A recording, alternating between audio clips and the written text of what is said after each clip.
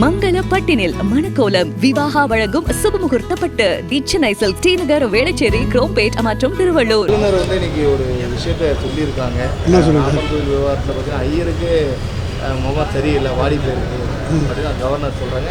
சில இடத்துல பாஜக குற்றம் சாட்டுறாங்க, எங்களை சாமி கும்பிட கூட வழிவிட வீட்டில் அப்படின்னு. ஒரு யார் விடல, தமிழ்நாடு இந்து சமய அறநிலையத்துறை கோயிலையும் சரி, வெளியில் எந்த கோயிலில் உள்ள நீதிமன்ற உத்தரவு பேரில் தான் நாங்கள் நீதிமன்றமே அவங்களை கண்டிச்சிருக்கு. Law and order problem create பண்ணுறாங்க.